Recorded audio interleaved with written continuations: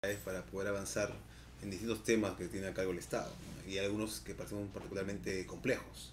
Sin duda el tema de la ley de consulta y la implementación de la legislación vinculada con pueblos indígenas es sin duda un tipo de esa política. Entonces es probable que las buenas intenciones, y yo creo que no dudo de las capacidades profesionales, no fueron acompañadas de una idea clara sobre cómo empujar este proceso. Y eso originó, y es cierto, ¿no?, algunas falta de señales claras respecto a cómo íbamos a avanzar en este tema. Y sin duda los plazos estaban avanzando pues muy rápido, ¿no? Teníamos solamente 90 días para iniciar la implementación lo que tenía que preparar el Estado para poder aplicar la ley. Y entonces la ministra Vaca, el presidente, tuvieron la confianza, ¿no?, en solicitar un cambio en el equipo con un carácter más técnico, orientado básicamente a atender las urgencias, entre ellas, sin duda, la reglamentación de la ley de consulta. Ahora, se habían dado ya una serie de reuniones con las organizaciones indígenas. En estas reuniones ya se había dado algún tipo de avance, de acuerdos, o todavía se estaba viendo cómo se iba a procesar la discusión del reglamento. Eran reuniones donde estaban todavía definiendo cosas iniciales, preliminares. Y la primera cosa que hicimos el día lunes, que asumimos la responsabilidad de reunirnos con las organizaciones de alcance nacional indígenas y plantearles qué cosa es lo que iba a implicar digamos, la entrada nuestra al ministerio. Y en particular, uno, mantener los compromisos ya asumidos. Era importante, ya habían algunos compromisos, por ejemplo... ¿Cuáles son esos compromisos? Por ejemplo, culminar el proceso de reglamentación a más tardar el 10 de enero, ver el tema de la participación de los pueblos indígenas en el proceso de elaboración del reglamento, asegurarse que exista además una discusión sobre otro tema que también es importante, pero que es, digamos, mucho más allá, que va mucho más del reglamento, que es construir una institucionalidad indígena para el tema en el país. Que se supone que era la tarea que INDEPA tenía esa función. Claro, INDEPA era una parte de lo que necesita el Estado, ¿no? Pero la cosa, inclusive, y lo voy a explicar un rato más, una cosa un poco más amplia, es decir, cómo el Perú, tú sabes, históricamente ha tenido muy poca política vinculada al sector indígena, ¿no? Luego la ha ido desarrollando, pero de manera fragmentada. Luego, ha habido un interés reciente en el tema indígena, en particular en la Amazonía, pero todavía el país no cuenta con una política estructurada, organizada respecto al tema indígena y a las políticas de reconocimiento. Entonces lo que se requiere es construir una estructura dentro del Estado que sea capaz de abordar esa agenda tan compleja. Y eso no pasa solamente por crear una entidad, sino pasa por crear un sistema nacional de atención de las políticas indígenas. Y vamos a ese punto, sí, porque me interesa sobremanera. En el Perú, como tú has dicho, si bien no ha habido una política articulada, en el Perú, desde 1920, las comunidades indígenas fueron reconocidas. Es decir, ha habido todo un desarrollo legislativo y de reconocimiento de derechos que sufre un cambio en fines de los años 60 con el gobierno militar de Juan Velasco Alvarado, cuando el término indígena desaparece. Velasco dijo en el discurso de reforma agraria del 24 de junio del 69 que era por un acto de reparación.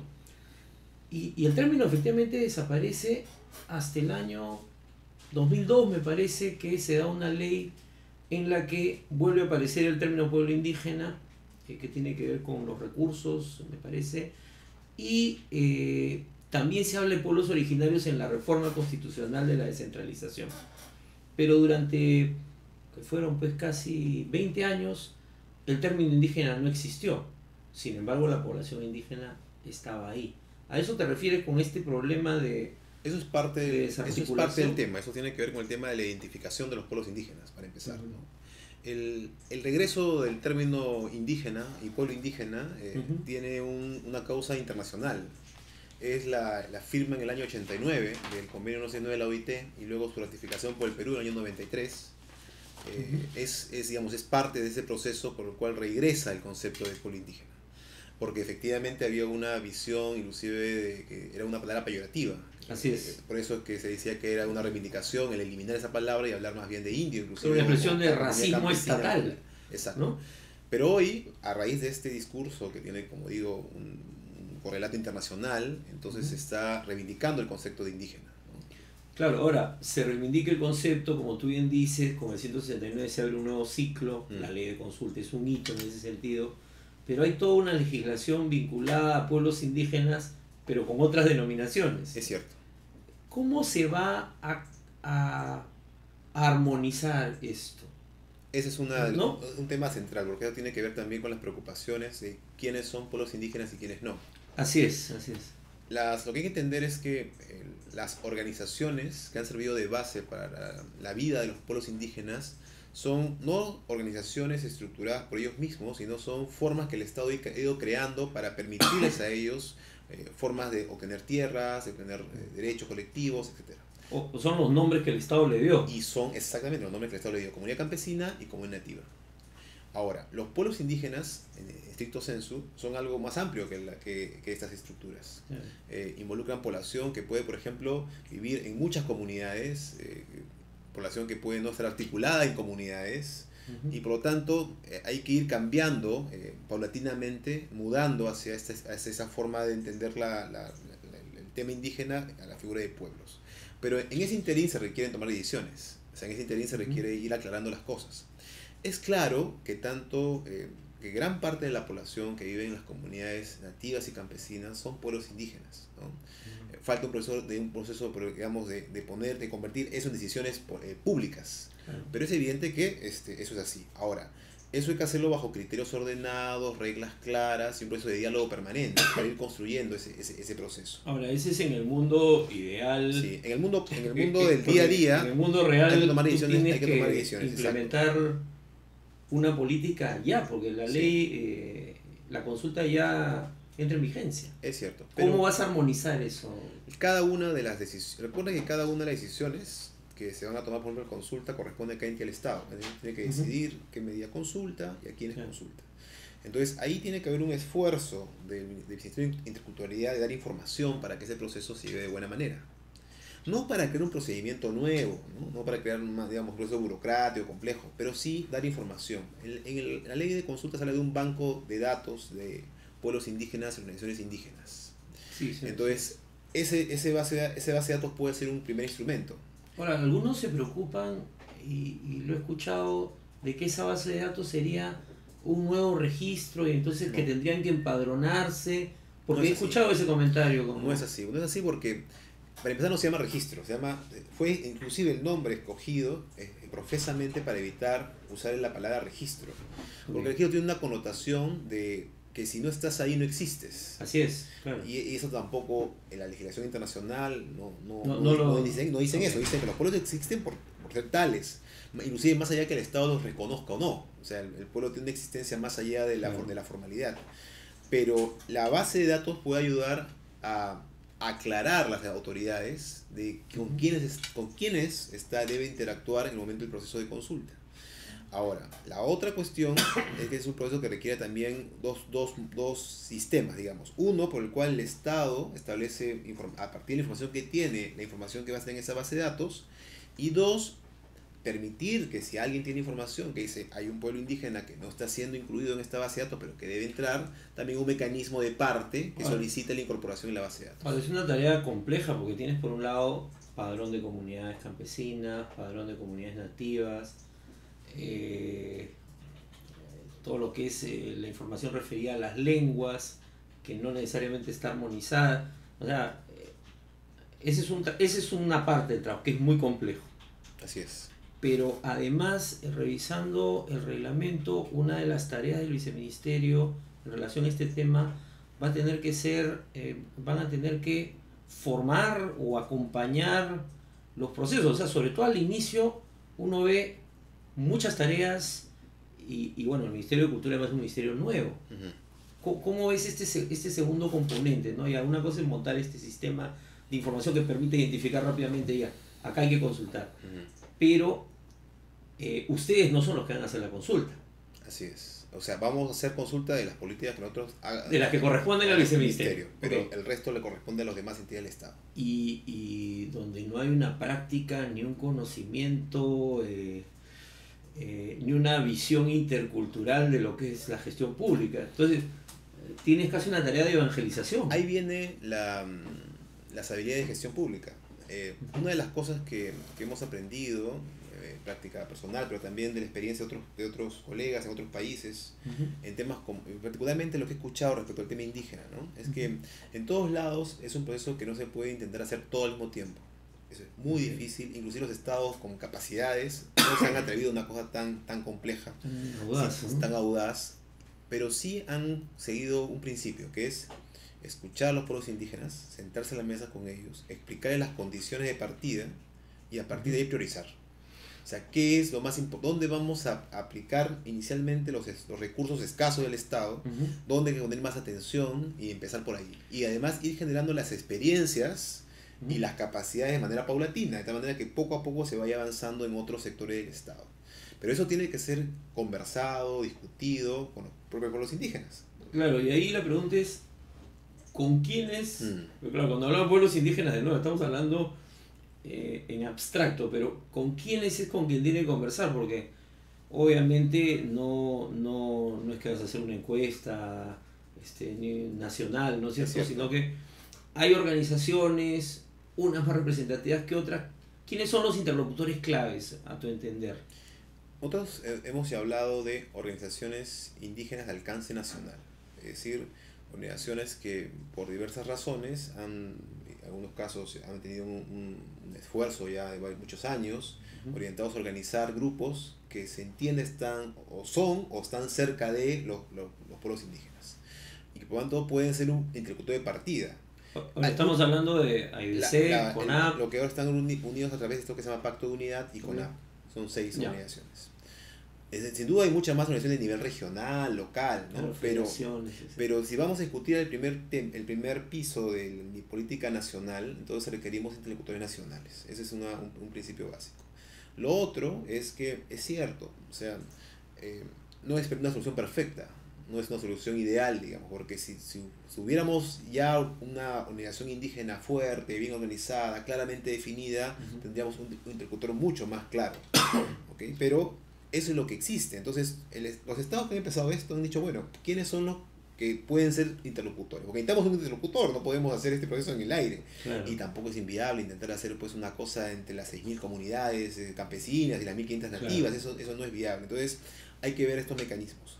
Lo segundo es que, y eso también parte de una política seria en cualquier país, es que hay que invertir en el fortalecimiento, no solamente de la identificación, sino luego del proceso de construcción de organización que permita a estos pueblos indígenas de manera autónoma ir construyendo sus propias organizaciones que terminen generando un interlocutor aún más válido en los procesos de Ahora, pero ahí pueden algunos acusar al Estado de estar justamente interviniendo en la, por eso en la autonomía, ¿no? Por eso se requiere un sistema nacional de políticas que esté encabezado por un organismo técnico especializado, que cuente con una participación efectiva de los pueblos indígenas en algún mecanismo de participación creado formalmente dentro de él. Que no sería lo que era INDEPA. Sería una cosa más compleja que INDEPA. A ver. Porque INDEPA era simplemente una OT. Sí. Era una OPD cuando fue creado. Organismo público para los televidentes. Sí, un organismo público centralizado, que era una entidad, un pequeño ministerio, ¿no? Un pequeño ministerio chiquito. Hoy en día eso ya no existe, esa figura. Hoy existen organismos públicos, pero ya eso no existe tampoco. O sea, hoy INDEPA no existe con esa categoría. Pero lo que se requiere es construir un sistema nacional de política indígena y tener un ente rector, que sea un organismo técnico especializado.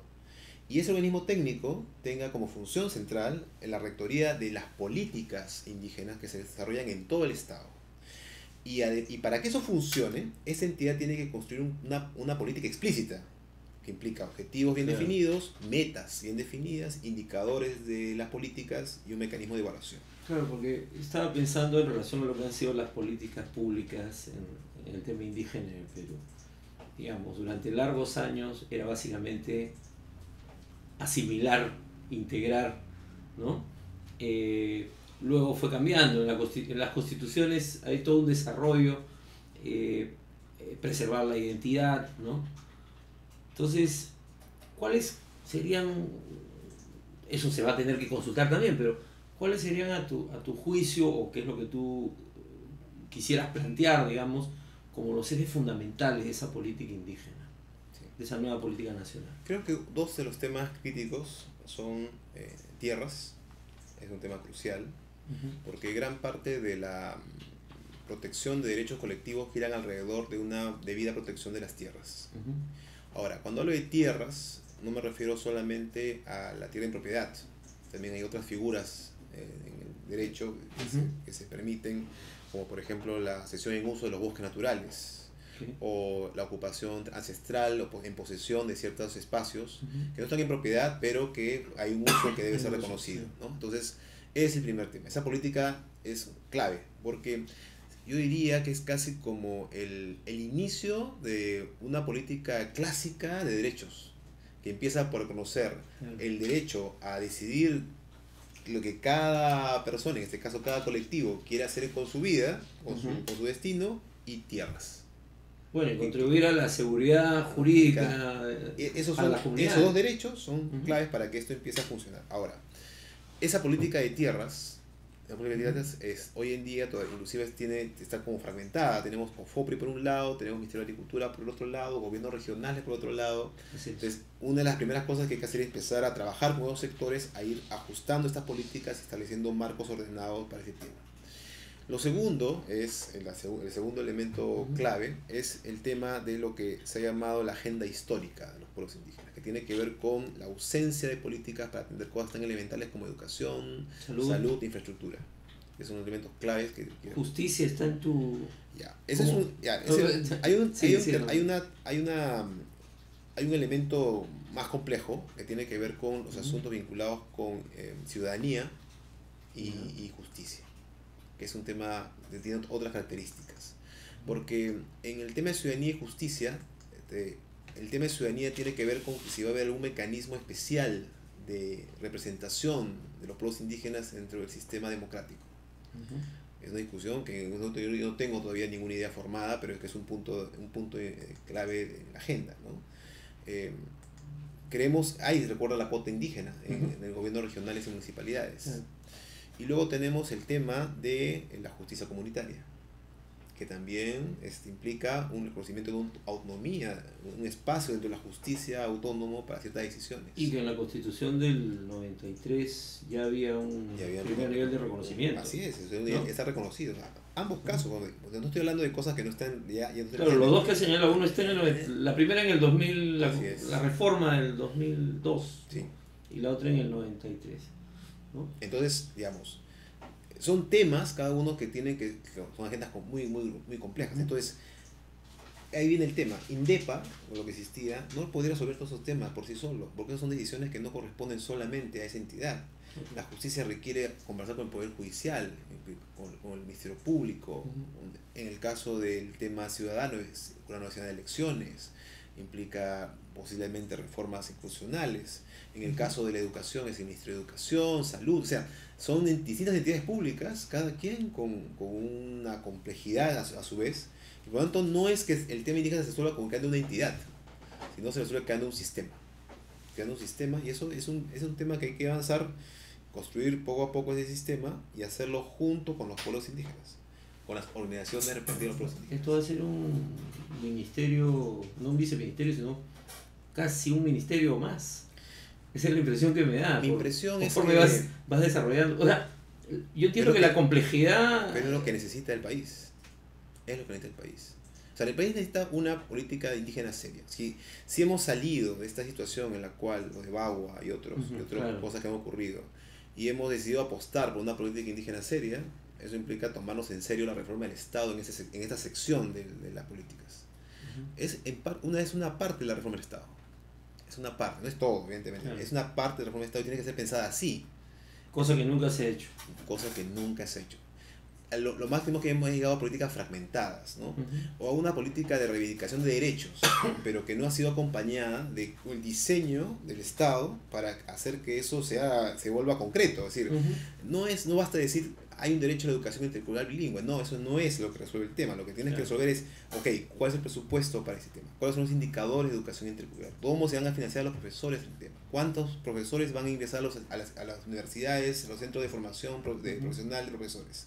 ¿Cómo es que se va a articular la producción de material educativo? ¿Qué lenguas se van a priorizar para el proceso? O sea, ese es el tema real. Eso es lo que convierte los derechos en cosas concretas, y no es solamente discurso.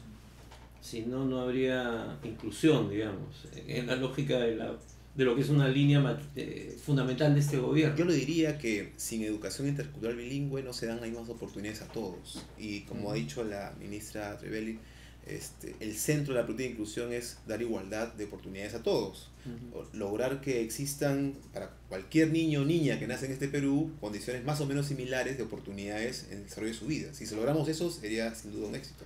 Iván, vamos a hacer un pequeñísimo corte y luego vamos a un bloque final para hablar sobre consulta y industrias extractivas. Ok.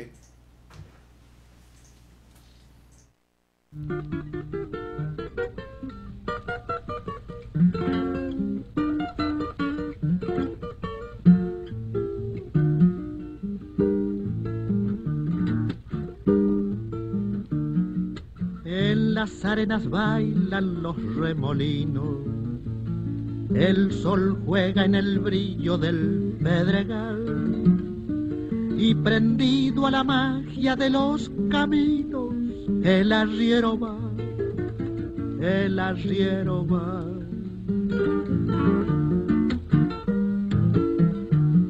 Es bandera de niebla su poncho al viento, lo saludan las flautas del pajonal, y guapeando en la senda por esos cerros, el arriero va, el arriero va.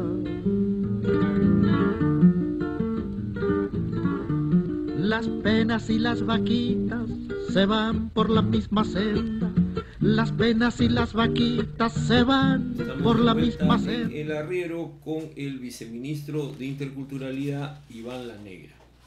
Iván, hemos hablado de una reforma del Estado donde el tema indígena es clave, de un sistema nacional de políticas, de con quiénes se va a establecer el primer nivel de diálogo y de consulta. Y ahora quiero pasar a lo que ha sido, en parte, en buena medida, una de las razones por las que hay una ley de consulta en el Perú ahora, luego de tantos años de demandas de las organizaciones, sobre todo en la Amazonía desde hace mucho tiempo, ¿no? El tema de consulta e industrias extractivas. Desde que se inició el gobierno han habido varias declaraciones de diversos funcionarios, de ministros, incluso el primer ministro, sobre cómo podemos hacer para que los plazos de la consulta no sean tan prolongados que dificulten la inversión.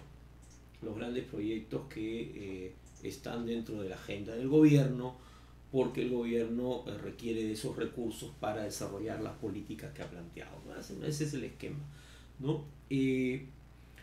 ¿Cómo armonizar esta necesidad de avanzar en los proyectos con la implementación de un proceso que, como tú acabas de decir, es muy complejo? ¿Cómo se hace eso? Sí. Vamos a requerir dos momentos, ¿no? Un primer momento en el cual se requiere dar orientaciones a los sectores sobre las decisiones que van a tomar cada uno en su área, porque entenderás, son ¿verdad? Muchas del tipo de medidas administrativas que podrían requerir consulta. Entonces hay que establecer un reglamento, que es la primera tarea que vamos a emprender, para que los sectores tengan claro cuáles son los criterios para decidir en cada caso la consulta y además las personas a las cuales hay que consultar. Es un primer tema. Luego viene ya el trabajo fino que hay que hacer en cada medida administrativa que se decida consultar. Por ejemplo, veamos el caso de la exploración y explotación de recursos naturales, en particular recursos de subsuelo, ¿no? Entonces, ¿cuál es el mecanismo que hoy en día se usa para autorizar formalmente estas etapas? Es la licencia ambiental, o sea, la evaluación de impacto ambiental, el estudio de impacto ambiental, ¿no? Entonces, el estudio de impacto ambiental tiene hoy en día un proceso participativo al interior, pero que es un proceso, digamos, para muy cuestionado, universal, con un conjunto de reglas mínimas, pero eso es lo que hay, ¿no? Ahora, eso ya ha dicho el Tribunal Constitucional, por ejemplo, eso nunca ha cumplido, ni podría cumplir con el estándar de consulta que establece el Gobierno Nacional de la OIT. Entonces, y tampoco cumple con el estándar de la ley que se está por entrar en vigencia. Además, tampoco cumple con el estándar mínimo de participación ciudadana. Ok, entonces, ¿qué hay que hacer? hay que introducir dentro de ese proceso, la etapa de consulta. Porque lo que no puede ocurrir es que haya un proceso, digamos, paralelo o sucesivo, ¿no? O sea, Claro. tiene que haber un proceso en el cual esté incorporado dentro de la medida administrativa y su proceso de decisión el tema de la consulta. En otras palabras, tú puedes aprovechar el proceso participativo para, por ejemplo, ir cumpliendo con la etapa informativa, permitiendo el tiempo para que haya una discusión interna en los pueblos indígenas. Y finalmente, lo que sí tiene que ser una etapa clarísima, propia, es la etapa de diálogo directo. Porque Pero el tema es, ¿en qué momento se tiene que dar el diálogo directo? ¿En el momento en que ya se va a aprobar? en el momento que ya está Se debe dar la- ya está clara la medida administrativa a adoptar. Porque, a ver, lo que el Estado le consulta es la propuesta de medida administrativa. Entonces, ¿cuál es la propuesta de medida administrativa? Es la aprobación de la EIA. Claro, no le pregunta si quiere minería o no. No, le consultas, este es un EIA que vamos a aprobar. Es una medida administrativa que te puede afectar. Ya, perfecto. Entonces te consulto. Antes de aprobarla, te consulto. Pero a ese nivel, ya cuando ya la EIA está listo, O está sea, aprobado. no en el momento de No. la concesión inicial, digamos. No. El convenio 19 habla de la etapa de exploración y de explotación. Ok. Eso está. Entonces, en cada una de esas habrá consulta. Ojo, en cada una de esas habrá consulta. Claro. Entonces, pero no es que, digamos, no es que el proceso de consulta va a empezar recién al final cuando ya hay que ponerlos a conversar sobre el tema, sino hay que aprovechar el proceso de participación ya existente para que en ese proceso ya se vaya informando, se vaya discutiendo, se vaya conociendo respecto al proyecto. Ahora, ¿qué pasa? Típica pregunta. La gente, en vez de decir no en las audiencias de guía, últimamente lo que hacía era boicotear la audiencia, ¿no? Bueno, pero ¿qué va a pasar si, en fin, la comunidad o las comunidades o el pueblo X dice, no me has convencido de que esta medida me conviene, o estamos seguros de que esta medida va a generar consecuencias muy graves para nuestra vida, nuestro entorno, nuestra cultura? ¿Qué es lo que tiene que hacer en ese momento el Estado? Lo que establece la ley y también el convenio es hacer un esfuerzo máximo por conseguir algún tipo de consenso. Es decir, eso puede implicar modificar la medida. Es decir, la medida decía que había que hacer las cosas de determinada manera y cambiarla y adecuarla para cumplir con las preocupaciones o las observaciones de los pueblos indígenas. Es una salida. Ahora, si eso no es viable, si no es posible, finalmente no hay un desacuerdo, ahí se puede autorizar, el Estado podría autorizar la medida, o sea, podría darla a pesar de no contar con un acuerdo. Pero ahí hay unos límites. Es decir, el Estado no puede aprobar, con su aprobación, el Estado no autoriza todo. ¿A qué me refiero? Si el Estado, por ejemplo, dice, ok, hay viabilidad ambiental de ese proyecto, pero la comunidad que es propietaria, por ejemplo, del suelo, dice que no autoriza el uso de su suelo para el proyecto, entonces ese tema del suelo tiene otro régimen, eso Claro. está bajo el régimen del acuerdo previo. Y la legislación peruana, esa es muy clara, es un régimen que está protegido como la propiedad, ¿no? Con un alto nivel de garantía. Y eso además el Estado exige que solo por una situación excepcional de interés nacional, de defensa nacional, y con un proceso legal previo se puede autorizar la expropiación, que es la vía, digamos, más dramática de, afectación del derecho de propiedad, ¿no? Entonces hay límites para empezar en la acción del Estado. O sea, aunque el Estado esté de acuerdo con la viabilidad de un proyecto, igual hay derechos que tiene que cuidar. Y hay inclusive una línea aún más fuerte de derechos que no son renunciables. Es decir, ¿Cuáles son? por ejemplo, si los estándares de calidad ambiental, además sería ilegal que se apruebe una medida Claro, no lo podrían aprobar, ¿no? entonces ahí hay un límite. Pero inclusive si el pueblo indígena dijera estoy de acuerdo con que haya una vulneración en este caso, tampoco, porque hay ciertas líneas El Estado tiene que proteger. El Estado tiene que proteger a pesar de que haya consentimiento, ¿no? Yo siempre pongo un ejemplo típico, ¿no? En el convenio 169 de la OIT se habla de la posibilidad de disponer residuos o materiales peligrosos en las tierras de las comunidades. Se dice que en ese caso hay que tener consentimiento, ¿no? O tener el consentimiento de la población. En el Perú, si esos residuos vinieran de extranjeros, estarían prohibidos hacerlo. O sea, aunque estuvieran de acuerdo, no se podría disponer. Entonces, hay límites que el Estado establece. Entonces, los límites del Estado, prohibiciones o reglas, líneas que el Estado no puede cruzar, eso no puede tocar, aunque aunque haya consulta y todo. O sea, en el caso de desplazamiento también... fíjate, también es así, hay reglas para el desplazamiento. El desplazamiento interno tiene reglas muy exigentes, o sea, no puede hacerse bajo cualquier circunstancia. Ok. Entonces hay que cumplir también con esas reglas. Entonces hay, como digo, límites internos del Estado que tiene que seguir cumpliendo. Ya, ahora, si el Ministerio de Energía y Minas dice apruebo el estudio, pese a que hay observaciones, pero considero que no son las... Tiene que dar razones Claro, por las cuales... da todas las razones del caso. Así es. No sé, pues, los representantes de ese pueblo indígena, de esa comunidad, ¿pueden apelar? ¿Tienen posibilidad? Sí, podrían apelar, sí, pero no por la decisión en sí misma, sino por su contenido. Me considero que el contenido pudiera afectar alguna de estas dos cosas que he señalado. O sea, Ok. que afecte su propiedad, o sea, que no, por ejemplo, no hay una debida indemnización, o sea, compensado, O sea, tiene que haber una o se justificación está de haciendo una la... expropiación administrativa de su ¿Y derecho. quién resuelve eso? Depende del tipo de derecho involucrado, ¿no? Podría Ya. ser el Poder Judicial, en Ya. algunos casos, podría ser una vía administrativa en otros, depende del tipo de derecho. Pero acá viene la clave de todo ese tema. En todos los países donde esto ha funcionado, el Estado se ha dado cuenta, siempre, que tiene que dar señales de que toma en serio la consulta. Es decir, que hace un esfuerzo real de buscar acuerdos y que en algunos casos, pues, evidentemente, dirá, mira, no hay condiciones en este momento, hay que cambiar el proyecto o cambiar su característica, porque bajo esta crítica no hay manera de hacerlo. Ahora, va a haber que trabajar mucho con algunos funcionarios del sector público que... Sí, y eso es pero eso implica, ahí viene la clave de este tema, Ujú. no cargar como se intentó en un tiempo, o sea, no cometer nuevamente el error que se hizo en la década de los 90 de cargar todo el peso de la decisión en el estudio de impacto ambiental. Tampoco pensemos cargar todo el peso de la decisión en la consulta, porque sin ordenamiento territorial, Ujú. sin un adecuado sistema de fiscalización de las obligaciones, sin un cambio en la estructura del Estado para dar más confianza en estas autoridades, esos elementos por sí solos tampoco van a resolver todo con facilidad. Entonces se requiere acompañar este proceso con otros instrumentos. Claro, quizás el problema es que, claro, nosotros estamos ahorita todos, la mayoría de incluso las dirigencias, muy concentrados en el tema extractivo. Sí, es Esa es mi impresión, ¿no? O sea, cuando uno está en los seminarios, talleres, tú has estado en varios también, uno lo que constata es que se habla sobre eso, y claro, como tú has dicho, si hubiera una política de ordenamiento territorial, el proceso de consulta tendría otra naturaleza, no tendría quizás...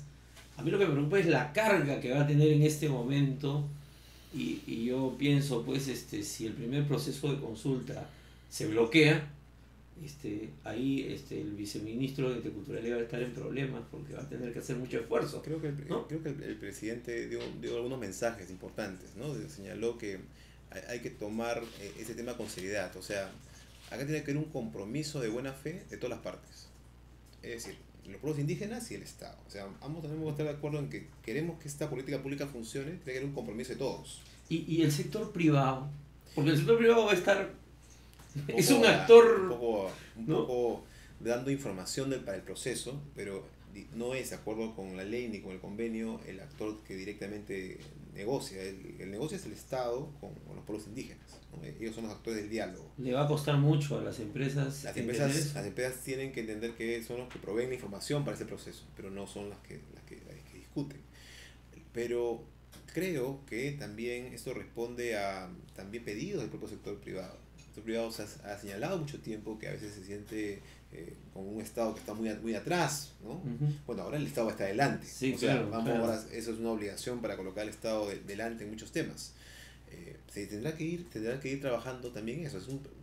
Como digo, lo que hay que hacer es entender que procesos de este tipo requieren de consensos, buena voluntad, buena fe de todos los lados, pero una buena fe orientada a obtener resultados. Es decir, necesitamos ir mostrando poco a poco Claro que logros que vayan legitimando el instrumento. Ese es un tema clave, ¿no?